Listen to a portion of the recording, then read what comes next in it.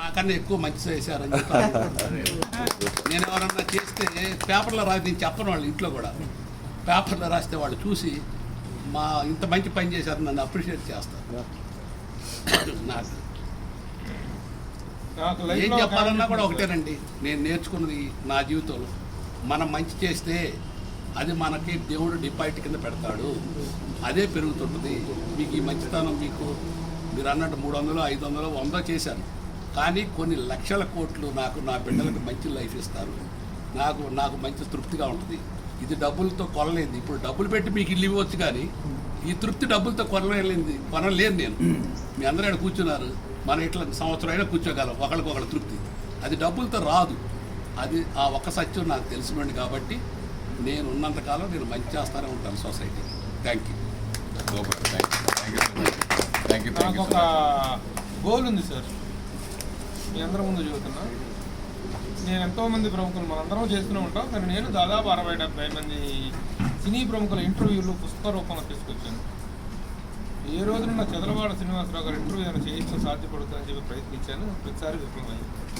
ఈ రోజు కూడా ఒక ఇంటర్వ్యూ గురించి అడిగే మనకి ఇంటర్వ్యూ మనకు ఆయన గురించి మనం రాసుకుంది తప్ప ఆయన చెప్పింది ఏ రోజున లేదు. కెమెరా పెడితే మాట్లాడేది, లేకపోతే మీటింగ్లో మాట్లాడేది తప్పితే ఆయన ఏ రోజు కూడాను తనకై తాను ఒక ఇంటర్వ్యూ చేస్తాను కానీ కొన్ని అడిగితే ఇవ్వటం కానీ. ఇప్పుడు సినిమాల్లో కూడా అన్నయ్య గారు మాట్లాడేవారు, ఈయన అలా సైలెంట్గా వెళ్ళేటప్పుడంతే.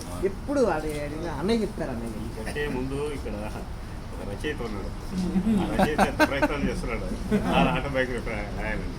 నేను స్టార్ట్ చేసిన అప్పుడప్పుడు నాతో ఓపెన్ అయ్యి చెప్పు సార్ బాల్యము రచయిత ఉన్నాడంటే ఎవరు అనుకుంటున్నాను నేను.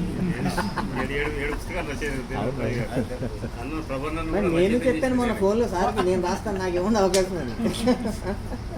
మీరు ఇందాక అడిగారే చిత్ర పరిశ్రమ, నేను తెలుసు చిత్ర పరిశ్రమ గురించి విమర్శలు 2 తీసుకోండి. నాకు అవసరం లేదు. తెలుసు దట్సాల్. చిత్ర పరిశ్రమ గురించి ఆ రోజు ప్రసన్న గారు చెప్పారు, మురళీకి అన్నీ తెలుసు, నేను చెప్పవసరం లేదని. కొంతమంది ఉన్నారండి నా సొంత మనుషులు. ఓకే, జర్నలిస్టుల ప్రభు, మన వీరు, మన బాలరెడ్డి గారు, మన రేటా ప్రసాద్, నాకు ప్రాణం అంతే. నేను రేపు పోతే మోసేది వాళ్ళు 4 నాకు తెలుసు.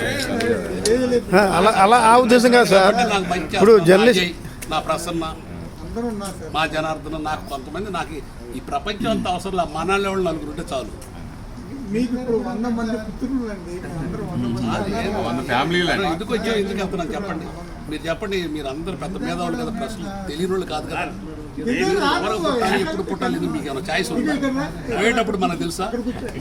కరెక్ట్గా 3 గంటలు అయితే మీరు ఉండేవాళ్ళు కాదు, మీరు దారిలో ఉంటారు, నేను ఎవరితో మాట్లాడతాను. ఇప్పుడు 4 అయింది కాబట్టి 5 అయితే మీరు ఎవరి దారి. మన ఈ భూత భ్రమణంలో మన జర్నీ కూడా అది. ఈ కూర్చుని కాసేపు ఎంత తృప్తిగా మనం మాట్లాడుకుంటాము. మన లైఫ్లో మనం అంత మంచి చేస్తుంటే అన్ని రకాలుగా తృప్తిగా ఉంటుంది. పోయేటప్పుడు హ్యాపీగా వెళ్ళిపోతాం. అది నేను కృష్ణరాజులో చూశాను. సినిమా నా మంచి స్నేహితుడు. నీకు ఆరోగ్య రహస్యం మోహన్ గారు చెప్తున్నా, యాక్చువల్గా 100 మంది 100 పుస్తకాలు రాయాలి. 100 పుస్తకాలు రాయాలి. 100 పుస్తకాలు ఆయన పబ్లిష్ చేస్తారు. అందరూ మీ యాంగిల్లో మీరు రాయని బుక్స్, అంటే ఎవరి పాయింట్ ఆఫ్ వ్యూలో రాయాలి. మన బాధ్యత